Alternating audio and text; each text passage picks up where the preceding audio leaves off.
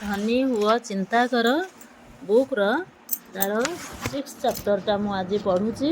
ମସ୍ତିଷ୍କର କାର୍ଯ୍ୟଶାଳା ବା କଳ୍ପନା ହେଉଛି ମସ୍ତିଷ୍କର କାର୍ଯ୍ୟଶାଳା। ତାର 2nd ପେଜ୍ଟା ମୁଁ ପଢ଼ୁଛି ଆଜି। କଳ୍ପନାର ବ୍ୟବହାର କେମିତି କରିବା, କଳ୍ପନାର ପ୍ରୟୋଗ ବ୍ୟବହାର କିପରି କରିବେ। ଏଇଟା ହେଉଛି ଚମତ୍କାରୀ କେଟିଲି ବିଷୟରେ କଥା। ଏହା ଏକ ଆମେରିକୀୟ ଉଦ୍ୟୋଗୀଙ୍କ ବିକାଶର କଥା।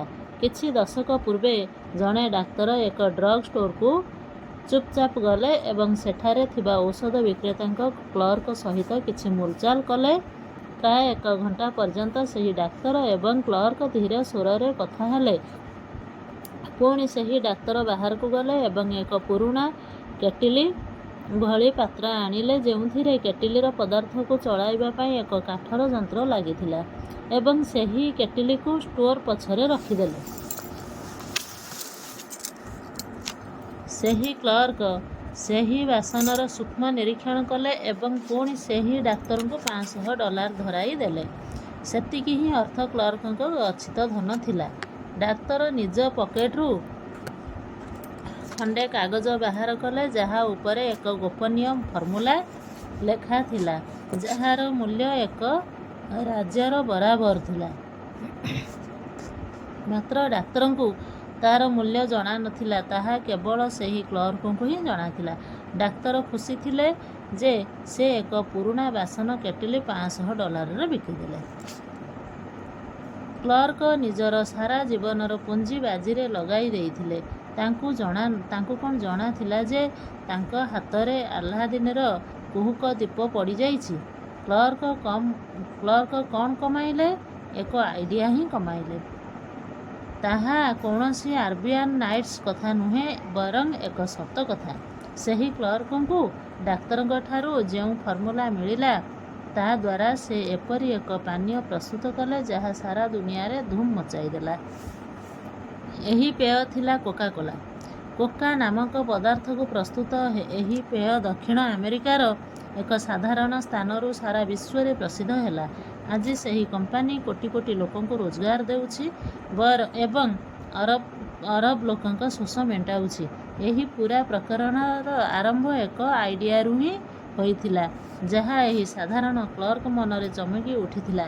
ଆଜି ଏହି କୋକା-କୋଲା କମ୍ପାନୀ ସମସ୍ତ ପ୍ରକାର ପେୟ ଉପରେ ତାର କର୍ତ୍ତୃତ୍ୱ ବଜାୟ ରଖିଛି।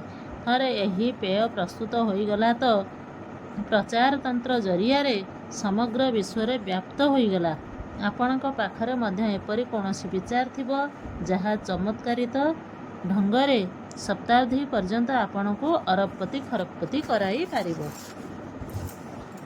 ତାପରେ ଆଉ କ'ଣ ଗୋଟେ ହେଉଛି, ମୁଁ କ'ଣ କରିବି ଯଦି ମୋ ପାଖକୁ $10 ଲକ୍ଷ ଆସିଯିବ ବା ଆସିଯାଏ। ସେ କହିଲେ ମୁଁ କ'ଣ କରିବି ଯଦି ମୋ ପାଖକୁ $10,000 ଆସିଯାଏ, $10 ଲକ୍ଷ ଆସିଯାଏ।